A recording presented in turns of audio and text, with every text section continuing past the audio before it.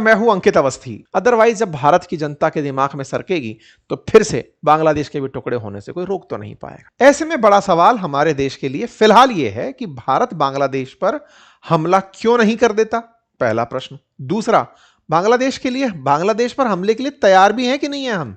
ऐसे में हम बात यह सवाल क्यों उठा रहे हैं कि हम हमले के लिए तैयार हैं कि नहीं, क्योंकि बांग्लादेश के साथ इन दिनों पाकिस्तान और चीन आ रखे हैं। भारत और बांग्लादेश के बीच में जिस तरह के वर्तमान हालात चल रहे हैं उन्हें देखकर भारतीयों के मन में एक बड़ा सवाल उठने लगा है। पहला सवाल यह कि भारत बांग्लादेश का इलाज क्यों नहीं कर देता।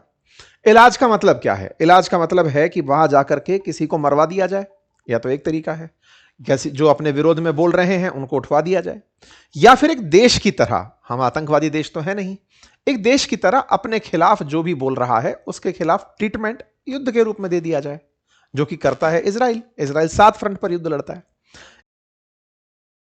ऐसे में बड़ा सवाल हमारे देश के लिए फिलहाल यह है कि भारत बांग्लादेश पर हमला क्यों नहीं कर देता, पहला प्रश्न। दूसरा, बांग्लादेश के लिए बांग्लादेश पर हमले के लिए तैयार भी हैं कि नहीं है हम। ऐसे में हम बात यह सवाल क्यों उठा रहे हैं कि हम हमले के लिए तैयार हैं कि नहीं, क्योंकि बांग्लादेश के साथ इन दिनों पाकिस्तान और चीन आ रखे हैं। तो क्या हम वाकई में चाहते हुए भी बांग्लादेश पर हमला कर नहीं पा रहे हैं क्या? तो बड़े सवाल हैं। क्या भारत को बांग्लादेश पर हमला कर देना चाहिए? लेकिन इस बीच में बैठकर जिसे सबसे ज्यादा आनंद आ रहा है, जिसने 1971 में उस करारी हार को, पाकिस्तान की बड़ी संख्या में 93,000 सैनिकों को सरेंडर करना पड़ता है, यह पूरी स्थिति पश्चिमी पाकिस्तान, जो आज का पाकिस्तान है, उसके लिए बड़ी ही शर्मसार की स्थिति थी। लेकिन आज जो लोग कभी पाकिस्तान प्रेमी हुआ करते थे उस पूर्वी पाकिस्तान में, उनका समय आया है। क्यों? क्योंकि उन्हें लगता है कि पाकिस्तान उस समय सही था, हम लोगों को मारता ही तो था और क्या करता था, हमारी बहन बेटियों के खिलाफ अत्याचार ही तो करता था, क्या ही फर्क पड़ रहा है, अच्छा था पुराना पाकिस्तान, तो चलो उसके साथ हाथ मिलाते हैं। ये कुछ ऐसे रक्तबीज हैं जो उस समय बचे रह गए थे, तो इन्हें पुराने पाकिस्तान की याद आ रही है। यानी ये वो लोग हैं जिन्होंने अपने पुरखों में, पूर्वजों में लगभग 30 लाख लोगों को इनके हाथों मरवाया था। लेकिन उसके बावजूद भी इन भाई साहब को कतई शर्म नहीं है, कोई दर्द नहीं है कि हमारी कितनी बहन बेटियों के साथ यातनाएं, अत्याचार हुए होंगे, कोई मतलब नहीं है। संभवतया जब 1971 में बांग्लादेश बना होगा उस समय ये जिंदा रहे होंगे, क्योंकि अभी उम्र में ये 50 साल से बड़े ही हैं। कुल मिलाकर के इनके साथ वापस होना फिलहाल के लिए इनके मंतव्य को सिद्ध करने जैसा है। पाकिस्तान को बड़ा अच्छा लग रहा है कि भारत वालों देख लो, कुत्ते की दुम है, हमारी दुम है, वो टेढ़ी ही रहेगी। तुमने भले ही इनकी हिफाजत के लिए मदद की हो, लेकिन मार कुटाई खा करके भी ये आएंगे पाकिस्तान में ही, यानी कि चाहेंगे पाकिस्तान को ही, और चाहेंगे पाकिस्तान को ही, इसकी पूरी प्रेरणा तस्वीरों में दिखाई देती है। हद तो अब यह हो गई कि जो पाकिस्तानी लोग, जो उस समय के पाकिस्तानी थे, जिन्ना की पार्टी से थे, अब वो बांग्लादेश के समर्थन में नारे लगाने लगे हैं। हाल ही में पाकिस्तान की इनकी जो नवाज शरीफ की जो मुस्लिम लीग पार्टी है, ये शहबाज शरीफ, इनके बड़े भाई नवाज शरीफ, उनकी मुस्लिम लीग एनएमएल, उस मुस्लिम लीग के एक यूथ लीडर का बयान आया है, बांग्लादेश पर अगर कुछ भी हुआ तो हम आप पर हमला कर देंगे। भारत पर हमला करने के लिए पाकिस्तान तैयार हो रहा है, बांग्लादेश पर अगर भारत कुछ सोचता भी है तो। हमने तो सवाल ही इसलिए रखा कि क्या भारत बांग्लादेश पर हमला करने की सोच भी रहा है? क्यों? क्योंकि पाकिस्तान सोच रहा है कि अगर आप किए तो हम आप पर हमला कर देंगे। तो भाई साहब, हमारी क्या तैयारियां हैं? पाकिस्तानी तो तैयार हो गए, पाकिस्तानी तो इस लेवल तक तैयार हो गए कि वो इनके साथ में डिफेंस पैक्ट करने जा रहे हैं। और डिफेंस पैक्ट अब तक तो हम लोग आपको बता ही रहे थे, अब तो हर मीडिया के अंदर चल रहा है। बांग्लादेश को पाकिस्तान ऑफर कर रहा है वही सऊदी अरब वाली दोस्ती, कि सुनो, जिस तरह से सऊदी के साथ हमने दोस्ती कर ली है कि कल को सऊदी पर हमला हुआ तो हम साथ जाएंगे, और हम पर हमला हुआ तो सऊदी हमारे साथ आएगा, आओ तुम्हारे साथ भी वही डिफेंस पैक्ट कर लेते हैं। तो ये जो बने हुए एडवाइजर हैं बांग्लादेश में, पिछले 1.5 साल से जो सत्ता का सुख भोग रहे हैं, ये बांग्लादेश को अगर ऐसा कोई पैक्ट भी दे गए तो हमारे सामने पाकिस्तान अब 2 फ्रंट पर होगा। पूर्वी पाकिस्तान भी वापस से खुल चुका होगा। मतलब यह है कि भारत ने विदेश नीति के अंदर इतना बुरा समय देखा कि अब तक हम 2 फ्रंट पर युद्ध के लिए खड़े होते थे, पाकिस्तान के साथ और चाइना के साथ। अब हमारे सामने तीसरा फ्रंट भी खड़ा होगा। बांग्लादेश जैसा देश भी, जो कभी हमारे ही द्वारा पैदा किया हुआ देश था, वो देश आज हमारे खिलाफ वॉर करने के लिए खड़ा होगा। ये तो बड़ा फेलियर है, ब्लंडर है। हमें यह समझना होगा कि 1971 से लेकर 2025 के बीच में क्या बांग्लादेश में हम इतना भी अपना महत्व क्रिएट नहीं कर पाए कि बांग्लादेश को अगर भारत के खिलाफ होने की भी नौबत आ रही है तो उसे हमारी जरूरत के बिना रहना भी स्वीकार्य है। आज भारत बांग्लादेश के लिए इतना भी महत्वपूर्ण नहीं है क्या कि उसे ना तीस्ता जल की जरूरत है, ना भारत जो बांग्लादेश के साथ अंतरराष्ट्रीय स्तर पर सबसे बड़ी सीमा साझा करता है। भारत की लगभग 4096 किलोमीटर की सीमा है बांग्लादेश के साथ। भारत जो अंतरराष्ट्रीय सीमा देशों से साझा करता है, पाकिस्तान, चाइना जैसे देशों से, नेपाल, भूटान जैसे देशों से, उनमें सबसे बड़ी सीमा बांग्लादेश के साथ साझा करता है। विचारणीय बात है कि उस बांग्लादेश को भारत से इतनी बड़ी सीमा साझा करते हुए भी भारत से कोई भय नहीं है। उसे यह भी नहीं लगता कि भारत उसकी कोई सेवा रोक देगा, उसकी कोई सुविधा रोक देगा तो क्या ही फर्क पड़ जाएगा। यह हमारे लिए बड़ा विचारणीय तथ्य है कि हमने इतने सालों में अल्टीमेटली किया क्या। एक छोटू सा देश जिसके पास ना न्यूक्लियर वेपन है, ना हमारे सामने कोई सैन्य असलाह है, ना आर्थिक स्थिति है, बजट भी हमसे कई गुना कम है, उसके बावजूद भी उसके हौसले इतने बुलंद हैं। ये हमारे बड़े फेलियर्स में कंसीडर होना चाहिए। फिर भी सवाल ये कि जब ये भी मुंह खोलेंगे और हम इनके भी मुंह बंद नहीं करा पाएंगे तो फिर हमारे सामने तो बहुत सी चुनौतियां खड़ी हैं। कल को मालदीव्स खड़ा हो जाएगा, श्रीलंका खड़ा हो जाएगा, नेपाल खड़ा हो जाएगा, कहेगा कि भारत तो सबके सामने चुप हो जाता है। यह बात भारत के लिए विचारणीय है। तो आज के सेशन में फिर से बड़ा सवाल कि क्या भारत इसका इलाज करेगा? क्या इलाज करना भी चाहिए? नहीं तो इसका कोई और अल्टरनेटिव है? और तो और क्या हम तैयार भी हैं? तैयार होने की बात इसलिए क्योंकि अब तो हमें भी इंटरनल सूत्रों से यह पता होगा कि इनसे जंग शुरू होते ही पाकिस्तान फायर ओपन करेगा और चाइना पीछे से मजे लेगा, क्योंकि वो तो कठपुतली डांस के लिए जाना ही जाता है। साथियों, बांग्लादेश में जिस तरह की उठापटक चल रही है, कट्टरपंथ जिस तरह का बढ़ता चला जा रहा है, वैसे में ही पाकिस्तान की सत्तारूढ़ पार्टी के यूथ विंग के एक नेता का भारत के खिलाफ बयान आ जाता है। बयान में वो व्यक्ति खुलेआम भारत को मिसाइल हमले की धमकी देता है और यही समझाने का प्रयास कर रहा होता है कि यदि आप बांग्लादेश के खिलाफ कुछ सोचते हैं तो हम मिसाइल दाग देंगे। वीडियो में बढ़िया गीदड़ भभकी देता हुआ दिखता है और कहता है कि ये जो अखंड भारत वाली विचारधारा है ना, भारत को ये छोड़नी होगी। अखंड भारत की कौन सी विचारधारा? जिसमें भारत, पाकिस्तान, बांग्लादेश इन सबको अपना हिस्सा मानता है।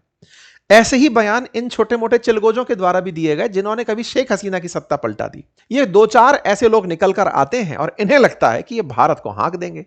मजेदार बात तो ये है, ये वही वाली स्थिति है कि भारत 140 करोड़ का कुछ लाख पॉपुलेशन वाला मालदीव्स भी भारत के खिलाफ जब कुछ बोलता था तो हमारे यहां तो बड़ी चर्चा हो जाती थी कि यार इसकी हिम्मत कैसे।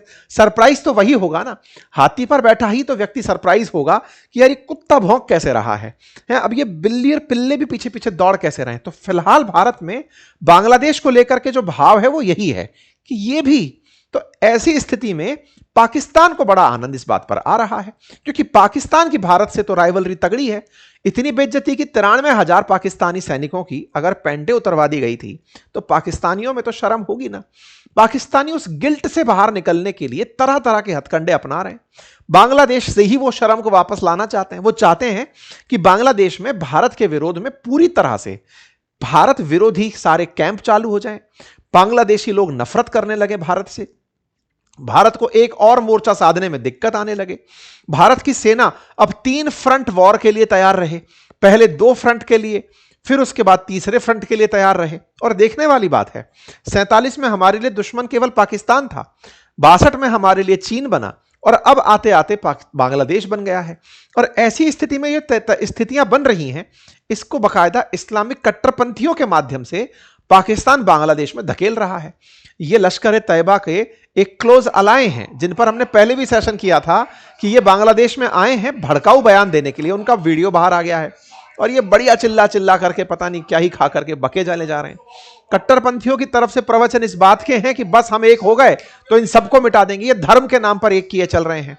हमारे देश को सेक्युलर कंट्री होने का जो गर्व है उसको ये गरिया रहे हैं और कह करके यही कि अल्टीमेटली तो हमारा धर्म ही है जो राज करेगा, सेक्युलर लोगों का तो क्या ही पता है। तो भाई साहब, कुल मिलाकर के बांग्लादेश में बढ़िया पाकिस्तान खेती करने लग रहा है।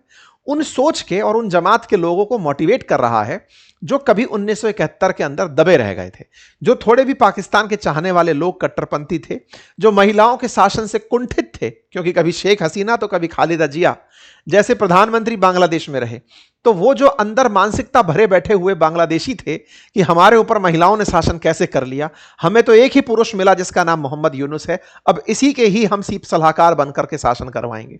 वो लोग इस तरह भारत विरोध में बयान दिलवा रहे हैं।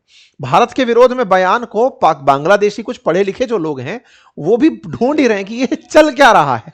हद तो ये है कि पाकिस्तान के जो संस्थापक रहे मोहम्मद अली जिन्ना, जिन्होंने भारत का विभाजन करवाया, उनकी बर्थडे मनाई जा रही है।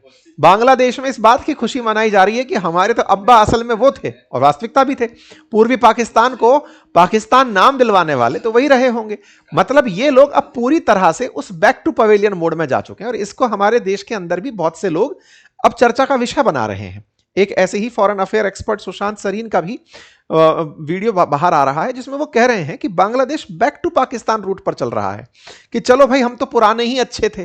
कुल मिलाकर भारत के लिए एक सोचने का विषय यह है कि बांग्लादेश भारत के लिए चुनौती ज्यादा है, भारत के लिए एक फैला हुआ रायता है, भारत को खुद की विदेश नीति पर सोचने का मौका है, या फिर वाकई में हमें इसे पाकिस्तान और चाइना जैसा ट्रीटमेंट देना है। ये इस समय वाकई में हमारे देश के बड़े लोगों को, नीति निर्धारकों को सोचना पड़ रहा होगा, क्योंकि यह तो सत्य है कि भारत पाकिस्तान के साथ युद्ध कर चुका, चाइना के साथ युद्ध कर चुका, अब ये जो थर्ड फ्रंट है इसका युद्ध होना बाकी है। इसके युद्ध में पाकिस्तान ने जितनी बार भारत से युद्ध किया है, भारत से हमेशा मुंह की खानी पड़ी है, लेकिन चाइना 1962 में हमसे एज ले गया। ऐसे में पाकिस्तान को चाइना की सरपरस्ती में रहना पसंद आया। यही कारण है कि पाकिस्तान चाइना के अधीन रहते हुए भारत के अंदर इन्फिल्ट्रेशन करना और बांग्लादेश के अंदर अपनी नीतियों को फैलाना, ये दोनों काम कर रहा है। पाकिस्तानी लोग इस बात की खुशी मनाते हैं कि देखो, चाइना ने भारत को सब तरफ से, बंदरगाहों के माध्यम से, ग्वादार पोर्ट के माध्यम से, जिबूती के अंदर, तंजानिया में, श्रीलंका में, सब तरफ से भारत को स्ट्रिंग ऑफ पर्ल बनाकर घेर लिया है। पाकिस्तानियों को बड़ी खुशी होती है कि अगर भारत को बांग्लादेश से भी चुनौती मिल जाती है तो इनकी सेना तो चाइना और पाकिस्तान से लड़ने के लिए ट्रेन है।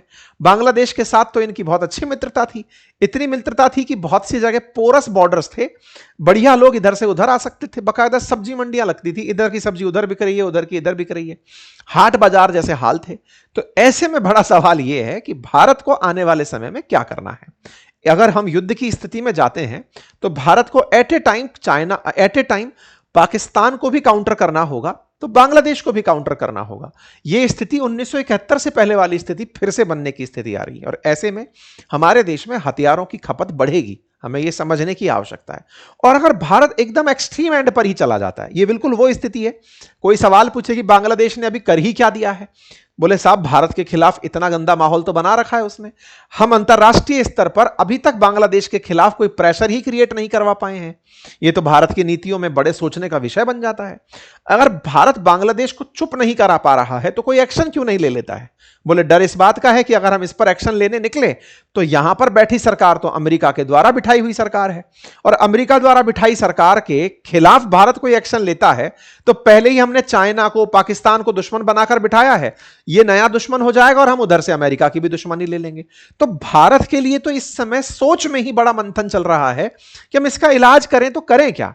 भारत में तो बड़ी मांग उठ रही है और वो मांग इस बात की है कि साहब कुछ मत करो, रंगपुर कॉरिडोर को सीधा करके ये जो चिकन नेक जो इतिहास में पढ़ाते हो इसको चौड़ी कर दो, उठा दो, इसको पूरा की पूरा साफ करके एक कर दो और पूर्वोत्तर को बीच तक पहुंचा दो। और बीच तक पहुंचाने के लिए इनका जो चिटागोंग है उसको साथ में लो और यहीं से सीधा सीधा बंगाल खाड़ी में पूर्वोत्तर भारत को जोड़ दो, हमेशा की चिंता खत्म। लेकिन सवाल यह है कि भारत ऐसा करने की सोच भी रहा है। अगर हम बात करें कि सामर्थ्य है या नहीं तो उसमें तो हम इनसे फर्दर बहुत बहुत आगे हैं, लेकिन वास्तविकता में इसकी जरूरत भी हम महसूस कर रहे हैं कि नहीं। क्या हमको इनके बयान केवल राजनीतिक बयान ही लग रहे हैं कि अरे अपोजिशन में जैसे बैठे लोग बयान देते हैं, दे रहे हैं ये लोग भी देने, तो इस बात पर उग्र होने की क्या आवश्यकता है। लेकिन हमारे उग्र ना होने पर और हमारे ठंडे रह जाने पर अगर ये पाकिस्तान के इतने करीब चला जाता है कि कल को यदि ये भारत के खिलाफ अपनी जमीन का इस्तेमाल भी होने दे और हमें साल भर बाद रियलाइज हो कि हमें बांग्लादेश पर हमला करना पड़ेगा, इसके अंदर बने हुए जो आतंकी अड्डे हैं उनको टारगेट करना पड़ेगा और हम बैठकर हाथ पे हाथ धरे बैठे रहें कि अरे पहले ही कर लिया होता तो सही रहता। ये सारे प्रश्न हैं जो इस समय विदेश नीति के जो जानकार हैं और जो भारत की नीति निर्धारक हैं उनके जहन में चल रहे हैं कि इलाज क्या है इसका। और इलाज में भारत ने जब इतने साल तक बांग्लादेश के साथ शेख हसीना के साथ मिलकर काम किया है, तो 1.5 साल में भारत के पास जब से शेख हसीना है उनसे कोई भी लीड निकाल के क्या हम बांग्लादेश में कोई भी ऐसा सिंपैथाइजर नहीं ढूंढ पाए जो शेख हसीना के समर्थन में या भारत के समर्थन में बांग्लादेश के अंदर ये जो कट्टरपंथी काम कर रहे हैं उनके खिलाफ जनता को एक कर पाए। अगर चाइना ने या फिर अमेरिका ने या पाकिस्तान ने बांग्लादेश में भारत के खिलाफ ये माहौल बनाया है, तो हमारे पास तो शेख हसीना खुद इन पर्सन यहां बैठी हैं। उनसे पूछ करके क्या बांग्लादेश के हमारे पास राज नहीं है क्या? क्या हम उनसे नहीं पूछ सकते कि बता भाई इसकी कौन सी नस दबाई जाए? क्या इतने बड़े पद पर रहने वाली महिला के पास इस देश की रणनीतियों के बारे में कोई जानकारी नहीं है? अगर है तो उनसे पूछा जाए कि बताओ साहब क्या करें, ये तुम्हारे चक्कर में हमारे लिए नासूर बन रहा है, हम कुछ कर नहीं पा रहे क्योंकि तुम्हें यहां रख के बैठे हैं। तो ये सब तमाम बातें हैं जो सवाल के बीच रूप में निकल कर आती हैं। रही बात चाइना की, चाइना के केस में अगर बात की जाए तो चाइना क्या भारत से युद्ध करने की तैयारी रखता है अगर हम बांग्लादेश के साथ झगड़ा करते हैं? तो देखो, चाइना फिलहाल युद्ध नहीं करेगा, ये मैं नहीं कह रहा हूं। असल मायने में अमेरिका के अंदर एक डिफेंस रिपोर्ट जाती है, यूनाइटेड स्टेट्स के अंदर डिपार्टमेंट ऑफ वॉर जो है ना, जो डिफेंस डिपार्टमेंट हुआ करता था, आजकल उसको डिपार्टमेंट ऑफ वॉर कहते हैं। उसने हाल ही में अपनी एक रिपोर्ट निकाली है और उस रिपोर्ट का मानना यह है कि चाइना चाहता है कि भारत और अमेरिका के बीच में जो इन दिनों संबंधों में खटास आई है उसको वो कैपिटलाइज कर ले, उसके बदले वो धंधा कर ले जाए, पैसे कमा ले जाए। ये कौन चाहता है? चाइना चाहता है। ये हम नहीं बोल रहे, ये अमेरिका बोल रहा है। अमेरिका बोल रहा है कि भारत से जो हम दूरी बनाकर बैठे हैं उसको वो फायदे में बदलने की बात करता है। अल्टीमेटली है तो व्यापारी, तो ये व्यापार करेगा भारत के साथ और व्यापार करेगा चाइना पाकिस्तान और बांग्लादेश के साथ। कैसा व्यापार? बांग्लादेश को हथियार बेच लेगा, जैसे ऑपरेशन सिंदूर के समय पर चाइना ने पाकिस्तान को हथियार बेचे, राफेल के खिलाफ फेक प्रोपेगेंडा चलाया, प्रोपेगेंडा में पाकिस्तानियों को बढ़त में दिखा दिया कि साहब देखो इन्होंने तो इतने राफेल गिरा दिए। ये सारे काम कर लेगा, डायरेक्ट फ्रंट पर वार नहीं लड़ेगा। क्यों नहीं लड़ेगा? क्योंकि उसे पता है भारत एक बड़ा बाजार है और उसे मैं सामान बेचकर पैसे कमा सकता हूं, तो हथियार बेचने की जरूरत क्या है? हथियार वो चाइना बांग्लादेश को और पाकिस्तान को बेचना चाहेगा। ऐसा मैं किस तर्क पर कह रहा हूं? तो पिछले ही महीने की खबर आप देख लें, बांग्लादेश चाइना से J-10 का जो फाइटर जेट है वो लेने की तैयारी कर रहा है। और तो और चाइना बांग्लादेश के अंदर मोनिरहाट करके जो जगह है वहां पर बकायदा एयरबेस बना रहा है जो चिकन नेक के बिल्कुल नजदीक है। तो कुल मिलाकर के चाइना पाकिस्तान बांग्लादेश के अंदर अपने हितों की पूर्ति करेंगे। अल्टीमेटली खुशी केवल पाकिस्तान की होगी, बांग्लादेश के साथ युद्ध में चाइना नहीं उतर कर आएगा। लेकिन साहब इनकी क्या बात है? तो देखो, पाकिस्तान तो अपनी तरफ से अपनी शर्मिंदगी को मिटाने के लिए, देखो इसको ऐसे समझो, 1971 में जब पाकिस्तान हारा तो उसने उसका बदला लेने के लिए भारत से पंजाब को अलग करने की रणनीति फेंकी। पंजाब को अलग करने के लिए पंजाब में बकायदा उसने खालिस्तान के समर्थन में या फिर कहिए खालिस्तानियों को प्रवोक किया। पंजाब में बकायदा खालिस्तान के समर्थन में बड़ा आंदोलन चलाया गया, वो पूरी तरह पाकिस्तान प्रायोजित था। आज भी दुनिया भर में जहां जहां खालिस्तान समर्थक लोग बैठे हैं वो सब पाक प्रायोजित हैं। पाकिस्तान को अपनी शर्मिंदगी का बदला लेना था कि बांग्लादेश जो इन्होंने तोड़ के हमसे अलग निकाल दिया, हम पंजाब को इनसे अलग निकाल देंगे एक देश बनाकर जिसका नाम खालिस्तान होगा, खालसा का स्थान होगा। इस बात को वो पहले जम्मू कश्मीर में अप्लाई करता था लेकिन वो उसके हाथ में नहीं निकल पाया। उसके बाद उसने पंजाब में किया, पंजाब में उसको निराशा मिली। अब वो बांग्लादेश को फिर से जोड़ने का प्रयास कर रहा है कि चलो कम से कम अपनी शर्मिंदगी को बांग्लादेश से दूर कर लेते हैं, और इसी को करने के लिए वो इनके साथ सऊदी जैसा टाई अप करने का विचार करता है।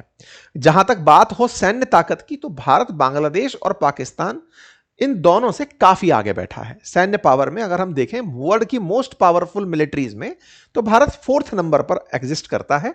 वर्ल्ड पावर इंडेक्स के अंदर पाकिस्तान 12वें पर आता है और बांग्लादेश 35वें नंबर पर आता है।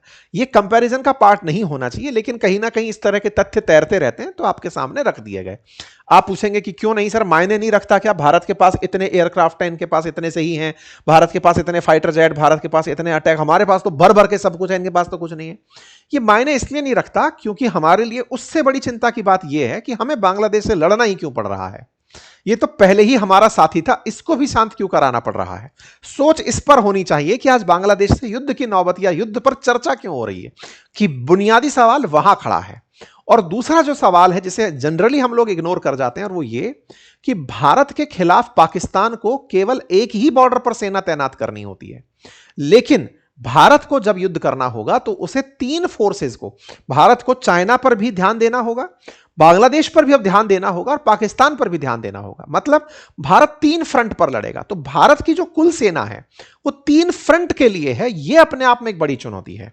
हाँ, और पाकिस्तानियों का फुल फोकस भारत के लिए, हालांकि भारत ने इसका इलाज किया है, अफगानिस्तान को भड़का करके या बलूचिस्तान के अंदर जो रिबेल पैदा किए हैं वो भारत का इसी का काउंटर है कि तुम बेटा अगर हमारे यहां कुछ करोगे, अगर हमारे देश में दिल्ली में धमाका होगा तो फिर तुरंत इस्लामाबाद में भी होगा। मतलब ये तुरंत मानकर चलना। तो भारत पाकिस्तान को बढ़िया काउंटर कर रहा है। लेकिन जो बांग्लादेश में खेला किया है ना उसने, या फिर यह समझिए कि बांग्लादेश में जो घटना घटी है, चूंकि उसमें कई पावर्स का एक साथ इंटरेस्ट आ गया है, तो भारत कहीं ना कहीं वहां पर समझ नहीं पा रहा है कि खेला करना क्या है। टैंकों की स्थिति हो या फिर रक्षा बजट की स्थिति हो, भारत बांग्लादेश से कई टाइम्स ज्यादा बजट रखता है। इनका हजारों में बजट है, हमारा लाखों में अरबों में बजट है। तो भारत पाकिस्तान बांग्लादेश से सैन्य बजट में, नौसैनिक ताकत में, रक्षा बजट में, हर तरह से कई तरह से श्रेष्ठ है। लेकिन उस श्रेष्ठता में हमें यह हमेशा ध्यान रखना होगा कि भारत को ऐसे समय पर चुनौती आनी ही क्यों थी। दूसरा, अगर आई तो आते समय हमें केवल बांग्लादेश नहीं, पाकिस्तान और चाइना भी साथ लेकर चलना होगा। खैर, फिलहाल के लिए सैन्य ताकत वगैरह के बयान होते रहते हैं। चाइना और पाकिस्तान के बीच में एक बात और है जो भारत की सेना के चीफ भी मानते हैं, और वो ये कि भारत को इन दोनों जगह पर युद्ध करते समय एक चीज ध्यान रखनी है।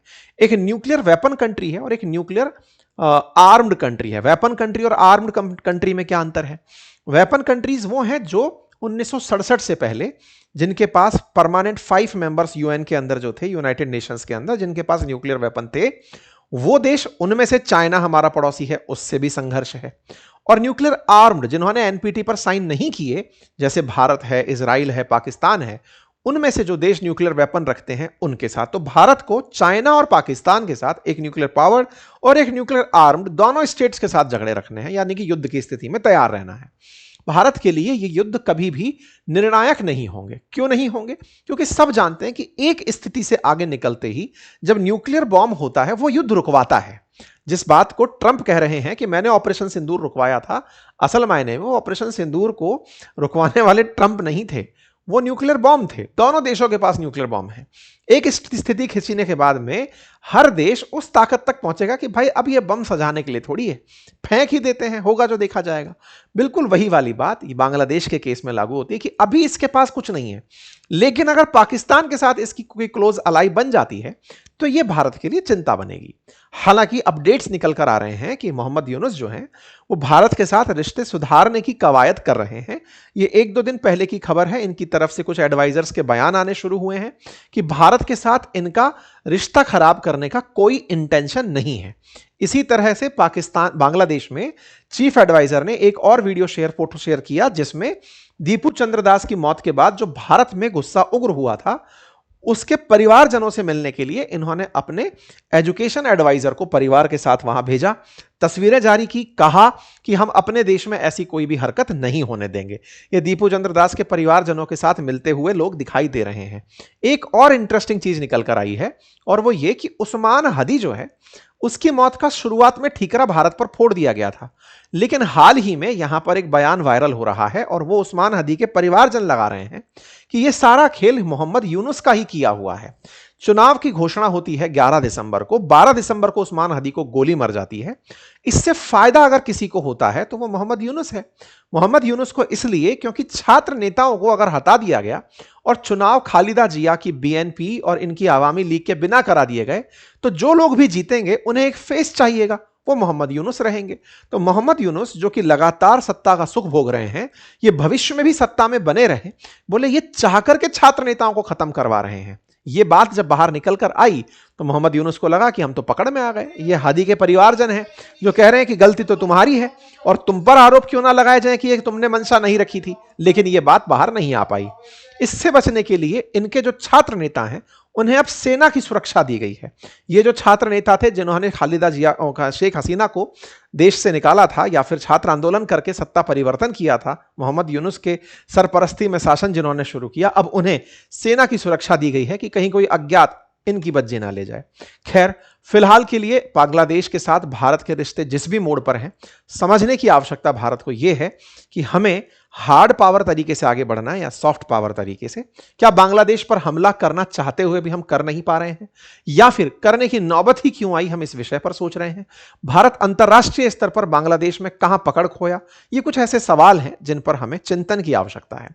बाकी आप लोगों को क्या लगता है, अपनी राय कमेंट बॉक्स में जरूर दीजिएगा। अदरवाइज जब भारत की जनता के दिमाग में सरकेगी तो फिर से बांग्लादेश के भी टुकड़े होने से कोई रोक तो नहीं पाएगा। फिलहाल के लिए इतना ही। और हाँ, जाते जाते चैनल सब्सक्राइब करना मत भूल जाइएगा। अपने साथियों से भी इसे साझा करिए, उन्हें भी सब्सक्राइब कराइए। बहुत बहुत धन्यवाद।